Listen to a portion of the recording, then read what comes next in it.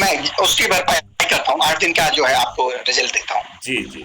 मुझे केवल यही लगता है कि इतनी जिहादी फोर्सेस जो है ना काम कर रही हैं, और हम जो धन अर्जन में लगे हुए हैं, कहीं हमारा ये धन और हमारी बहू बेटियां कहीं ऐसा ना हो कि इन राजनेताओं की निकम्मेपन के जो है ना वो बलि चढ़ जाएं। क्योंकि ना ये बिल्कुल आपको बिल्कुल। अच्छा, देखिए मुझे तो सबसे बड़ी जानते तकलीफ क्या है, घटिया कानून के तहत जो आपको कानूनी हक हैं उनको आपको बताया नहीं जा रहा है, और आपको उनका लाभ नहीं दिया जा रहा है।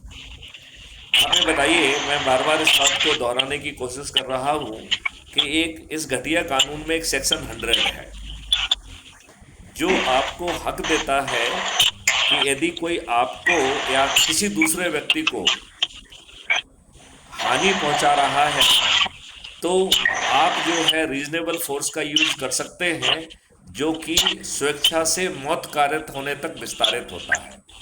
मतलब हम अपनी रक्षा के लिए और दूसरे रक्षा के लिए सामने वाले की हत्या कर सकते हैं, उसको मौत कारित कर जी सकते हैं, और एक कानूनी भाषा में 302 का अपराध नहीं होगा, हत्या का अपराध नहीं होगा। जी। इसी घटिया कानून में एक दूसरा कानून भी है, 103 आईपीसी, जो आपको यही अधिकार जो है संपत्ति, अपनी संपत्ति और दूसरे की संपत्ति की रक्षा के लिए है।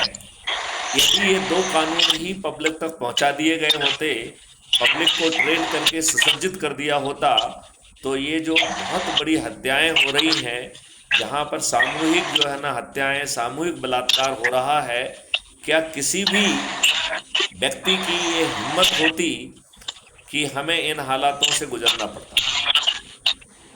नहीं होती, क्योंकि उसको ज्यादा प्रचारित किया ही नहीं गया, उसके बारे में ज्यादा जागरूक किया ही नहीं गया। इसमें दो चीजें हैं, एक तो जागरूक नहीं किया, और दूसरा है कि कानूनी हक होने के बाद आपको लाभ नहीं दिया। हाँ। जैसे एज्यूम करिए कि आपने अपनी रक्षा में किसी की मौत कारित कर दी, लेकिन हमारी दुष्ट पुलिस ने आपके विरुद्ध जो है हत्या का मुकदमा कायम करके आपको बरसों बरस जो है ना कोर्ट कचहरी और जेल में सड़ा दिया।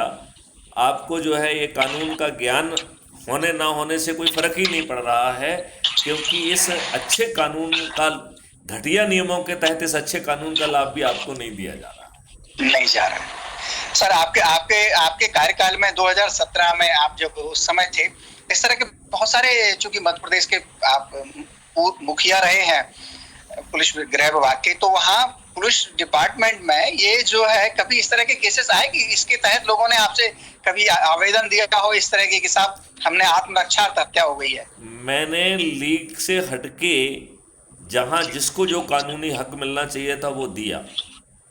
अरे क्या! झूठी रिपोर्ट करने में मैंने रिकॉर्ड नंबर लोगों को प्रोसिक्यूट किया है, अरे वाह! रिकॉर्ड नंबर को। मैंने क्या जो है बात! टेबल पर बैठकर फर्जी विवेचना करने का, जिसको हम किताबी विवेचना कहते हैं, टेबल इन्वेस्टिगेशन कहते हैं, ऐसी टेबल इन्वेस्टिगेशन के लिए न केवल डी की बल्कि सख्त सजाएं दी हैं। क्या बात है! लेकिन जो काम कानून को जो है करना चाहिए वो हाँ, कानून को ही करना पड़ेगा।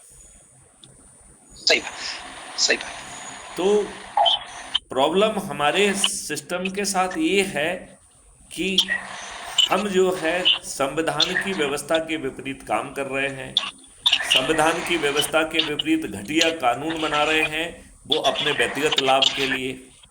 हमने सबको समानता का अधिकार नहीं दिया, हमने किसी को मानव नहीं बनाया।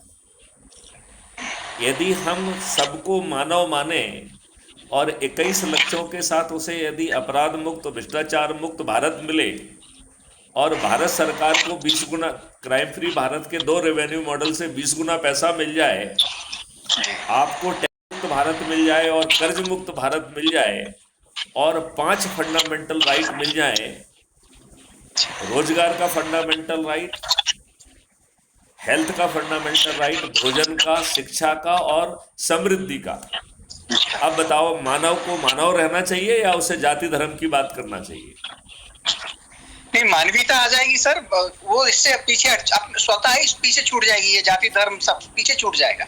हाँ, हमारा जो है शायद सोच बहुत कल्याणकारी हो जाएगा और इसको किसी को प्रवचन नहीं देना पड़ेगा, ये परिस्थितियां बदलते ही अपने आप हो जाएगा। स्वतः ही हो जाएगा। हाँ, वो सिस्टम ही ऐसा हो जाएगा, उसमें किसी को उसके लिए भागवत और प्रवचन और ये जो बहुत सारी कथाएं बाँच रहे हैं, इन कथावाचकों की हाँ, इनसे ज्ञान जरूरत बिल्कुल बिल्कुल बिल्कुल। एक्चुअली में आदमी को जो चाहिए, आदमी परेशान है इसीलिए जगह ढूंढ रहा है कहीं से राहत मिले, कहीं से समस्या का समाधान हो। जब हमारा संविधान और हमारा वो मौलिक अधिकार हो जाएगा तो आदमी, आप यकीन मानिएगा, ये आधे से ज्यादा दुकानें वैसे ही बंद हो जाएंगी। आपको नहीं लगता है कि इनको इसी बात का कष्ट है कि दुकानें चलती रहे?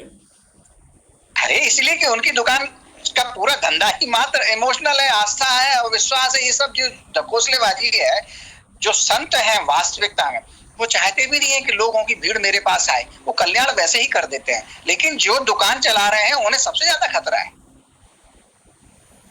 अब बताइए, अपन इतनी बड़ी बातें कर रहे हैं और मुझे नहीं लगता कि हिंदुस्तान का कोई भी ऐसा बड़ा व्यक्ति है जो, चाहे वो जो है हमारे सदगुरु हो, चाहे रविशंकर जी हो, चाहे गायत्री परिवार हो, चाहे ब्रह्म कुमारी परिवार हो, चाहे जो है ये कथावाचक हो, चाहे धीरेन्द्र शास्त्री जी हो, ऐसा एक भी व्यक्ति नहीं है जो मुझसे व्यक्तिगत टच में ना हो।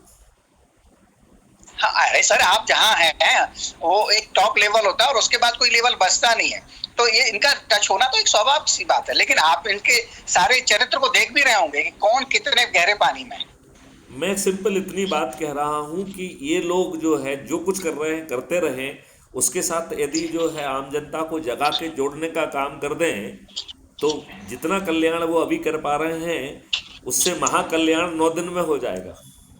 अपनी इस विषय पे उस दिन चर्चा हुई थी कि इसमें अगर हम इन लोगों का आसरा ले लें तो चूंकि इनके पास फैन फॉलोइंग और एक भीड़ तंत्र बहुत बहुत मजबूत है, अगर इनका एक इशारा हो जाए इस तरफ तो हमें एक कम समय में ज्यादा लोगों के पास अप्रोच हो जाएगी हमारी।